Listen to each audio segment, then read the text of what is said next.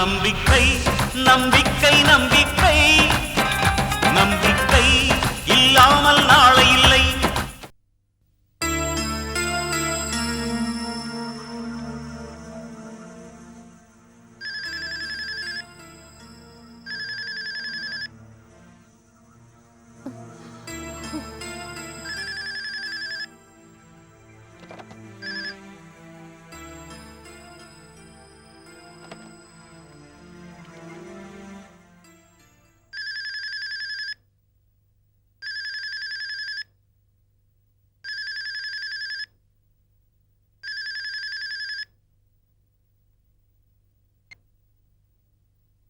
Hello அம்மா, நான் ஜெயதேவி பேசுறேன், மனநல காப்பகத்துல இருந்து.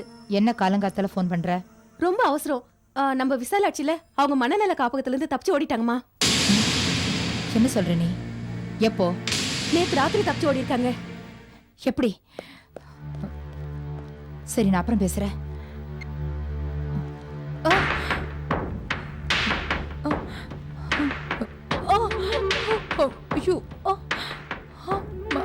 அம்மா அம்மா அம்மா என்னாச்சுமா? என்னாச்சு? நெஞ்சு வலிக்குது. ஏமா அண்ணா? என்னண்ணா? அம்மா அண்ணா அம்மா அண்ணா, மம்மிக்கு என்னாச்சு? இந்த மம்மி டாக்டர் ஃபோன் பண்ணு.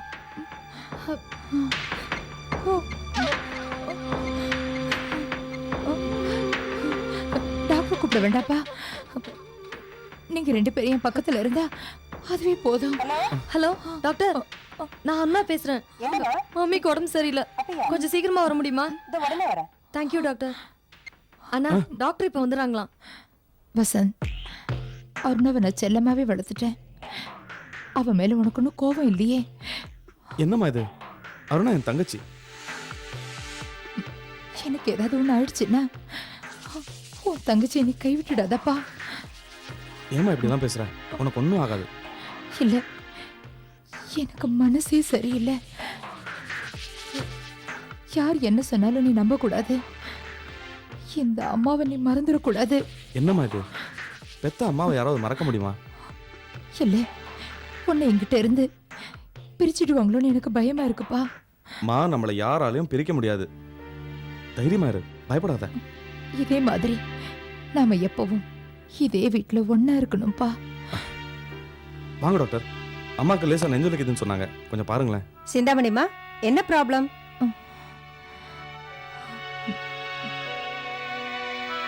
ரெண்டு பிள்ளைங்களுக்கும் கல்யாணம் பண்ணிட்டீங்க. கடல் மாதிரி பரந்த சொத்து இருக்கு, கை நிறைய காசு இருக்கு. சந்தோஷமா இருக்க வேண்டியதானே? என்னாச்சு டாக்டர் அம்மாக்கு? பிபி தான் கண்ணா பின்னான்னு ஏறி இருக்கு. டேப்லெட்ஸ் எழுதி தரேன், உடனே வாங்கி கொடுங்க.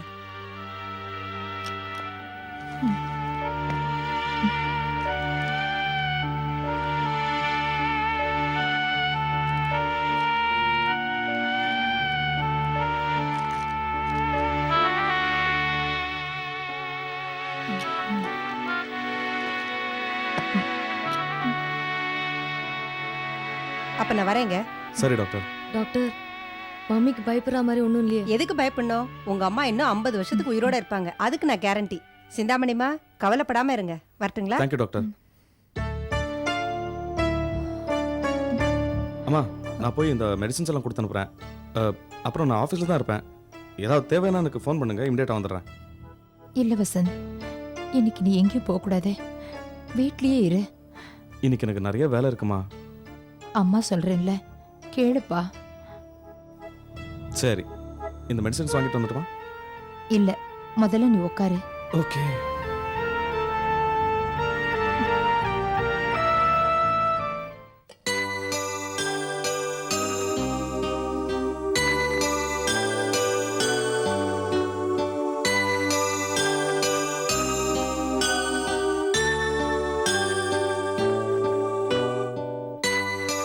பொம்மைய கீழே இறக்கி வச்சுட்டு சாப்பிடலாமே.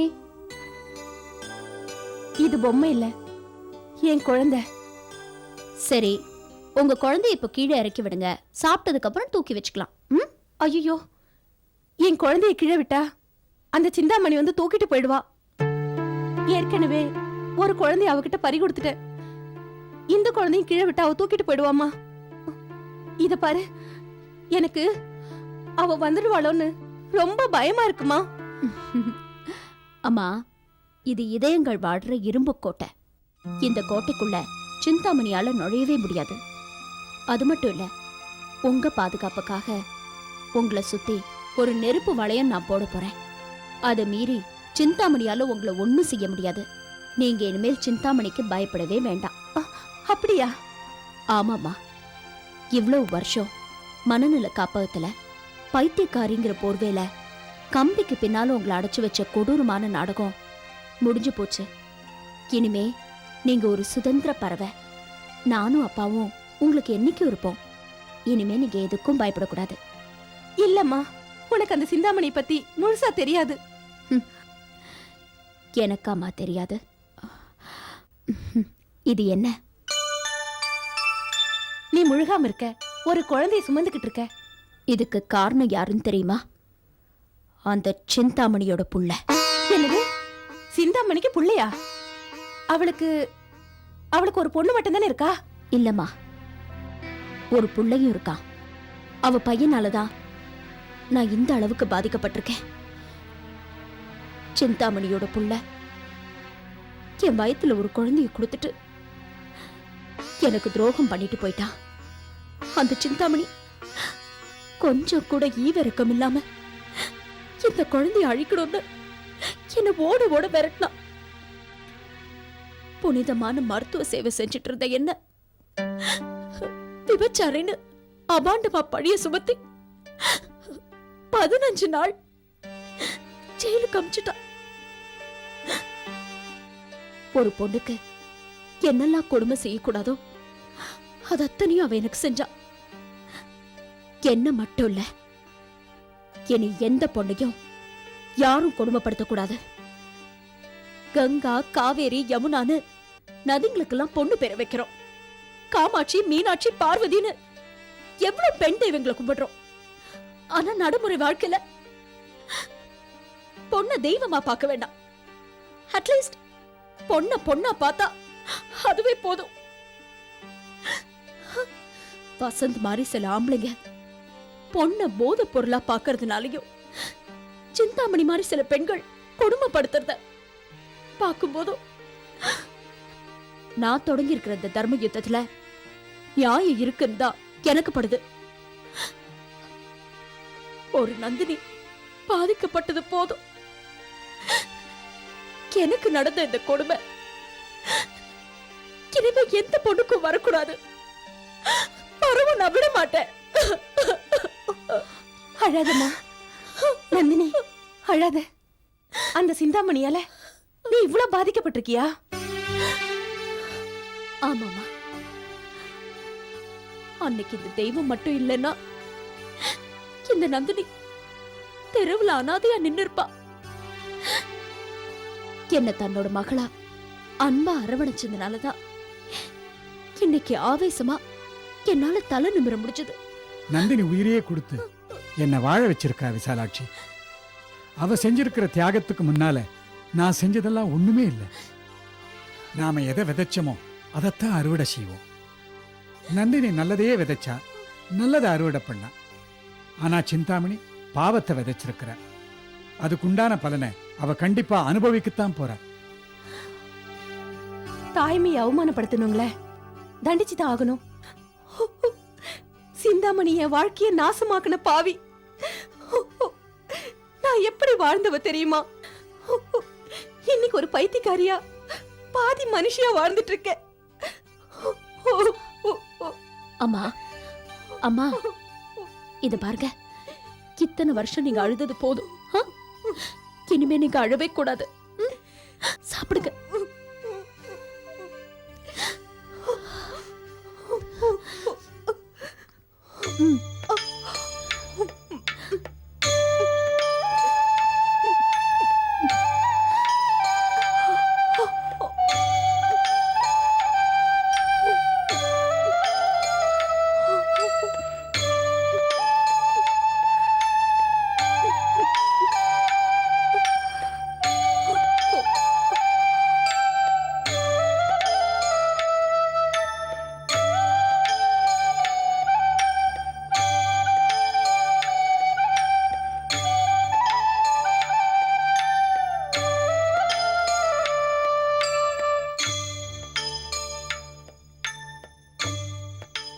நந்தினி, விசாலாட்சி ரொம்ப நாளைக்கு அப்புறம் இப்பதான் அசந்து தூங்குற. அவளை நாம இப்ப எதுவும் கேட்க வேண்டாம். அவ மனசு கொஞ்சம் லேசாகட்டும். ஓகே, அவளுக்கு எப்ப தோணுதோ அப்பவே அவ மனசு திறந்து பேசட்டும். நம்ம கட்டாயப்படுத்த வேண்டாம். பாத்துக்கோ நந்தினி. Please take care.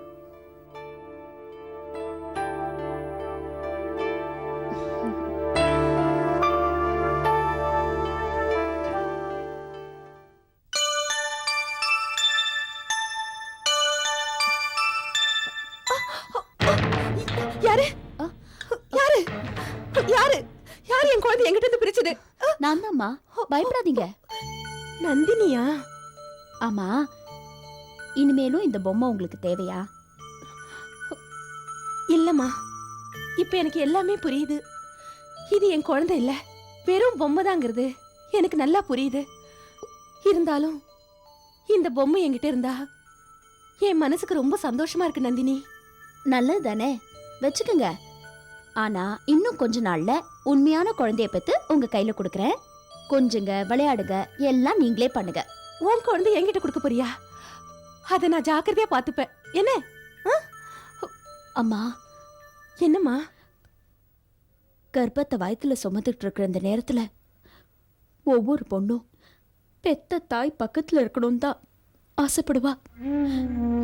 ஆனா எனக்கு அந்த பாக்கியமே இல்லைன்னு தான் நினைச்சுக்கிட்டு இருந்தேன். கடவுளா பார்த்துதான் உங்களை இங்க அமுச்சு வச்சிருக்கார் போல் இருக்கு.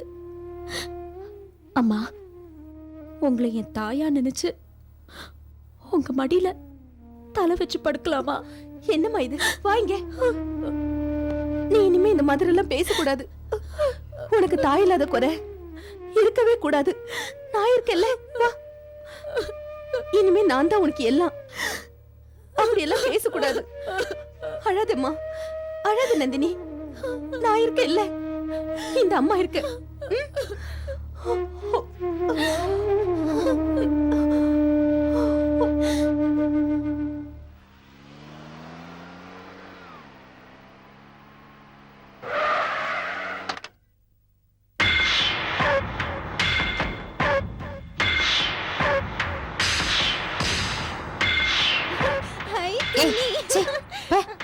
போ பைத்தியம். நீதான் பைத்தியம்.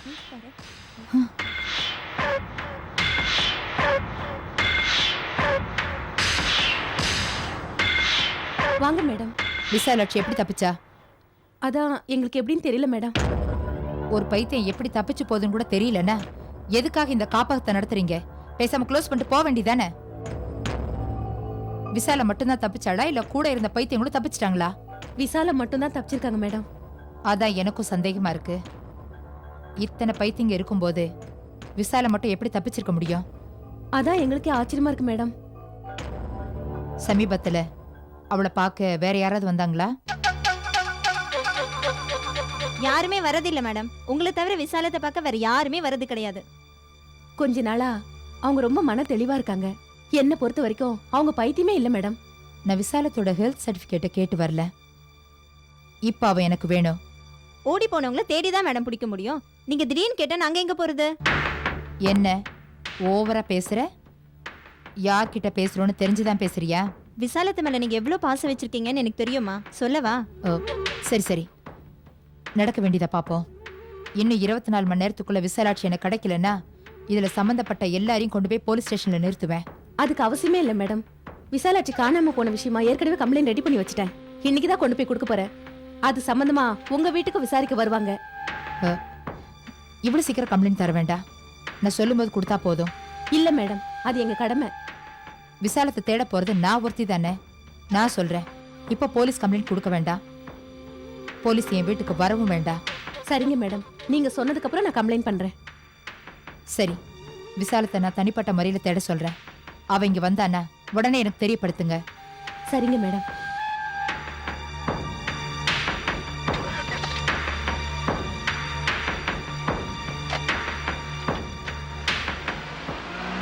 பொன்னார் மேனியனே புலித்தோலை அரை கசைத்து மின்னார் செஞ்சடை மேல் மிளிர்கொன்றை அணிந்தவனே, கண்ணே மாமணியே மலர்பாடையுள் மாணிக்கமே, அண்ணே உன்னை எல்லால் இனி யாரை நினைக்கேனே.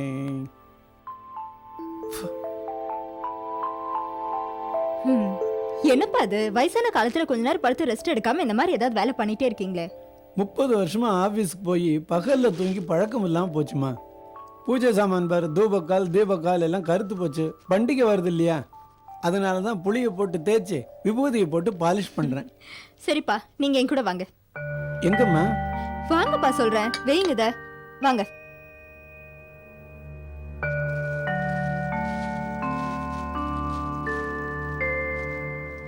இந்தாங்கப்பா. என்னம்மா அது? ரொம்ப நாள் கழிச்சு நான் மறுபடியும் சம்பளம் வாங்கியிருக்கேன், அதான் ஸ்வீட். ரொம்ப சந்தோஷமா. என்ன ஆசீர்வாதம் பண்ணுங்கப்பா. நல்லா இருமா. அப்பா, உங்களுக்கு தீபாவளிக்காக சட்டை வேட்டி துண்டு எல்லாம் வாங்கியிருக்கேன், பிடிச்சிருக்கான்னு பார்த்து சொல்லுங்க. பிடிச்சிருக்காப்பா? இதெல்லாம் பிடிச்சிருக்குமா. ஆனா மாசம் பூரா பசங்க கிட்ட கத்தி சம்பாதிச்சு கொண்டு வந்த இந்த காசுல உனக்கு ஒண்ணு வாங்கிக்காம எனக்காக வாங்கிட்டு வந்திருக்கிய, அதாம்மா பிடிக்கல. என்கிட்ட நிறைய புடவை இருக்குப்பா, நான் அப்புறம் எடுத்துக்கிறேன். அந்த கவர்ல என்னம்மா? அது அவருக்குப்பா. மாப்பிள்ளைக்காமா? என்னம்மா எடுத்திருக்க? சட்டை எடுத்திருக்கேன்ப்பா. கல்யாணத்துக்கு முன்னாடி இருந்து அவர் எனக்காக நிறைய வாங்கி கொடுத்துருக்காரு. நான் தான் அவருக்கு எதுவுமே வாங்கி கொடுக்கல. இந்த சட்டையை பார்த்தேன், அவருக்கு நல்லா இருக்கும்னு தோணுச்சு, அதான்ப்பா எடுத்துட்டேன். ரொம்ப நல்ல காரியம் பண்ணேம்மா. நான் நீ சம்பந்தி வீட்டுக்கு போய் இந்த சட்டையை மாப்பிள்ளைகிட்ட கொடுத்துட்டு வந்துடலாமா? இல்லப்பா, வேண்டாம். அவங்க அந்தஸ்துக்கு இது ரொம்ப சாதாரண விஷயம். அவருக்கு ஒரு சட்டை எடுக்கணும்னு தோணுச்சு, அதான் எடுத்துட்டேன். ஆனா இதாங்க எடுத்துட்டு போனா நாம அவமானப்பட்டு தான்ப்பா திரும்பி வரணும். எனக்காக நீங்க ஏற்கனவே ரொம்ப அவமானப்பட்டிருக்கீங்க, போதும்பா. இல்லம்மா, சம்பந்தி வீட்டுக்கு போகட்டா பரவாயில்ல, ஆஃபீஸ்லயாவது மாப்பிள்ளையை பார்த்து கொடுத்துட்டு வந்துடலாமேம்மா. இல்லப்பா, அவர் இங்க வரும்போது தந்தா போதும். சரிம்மா.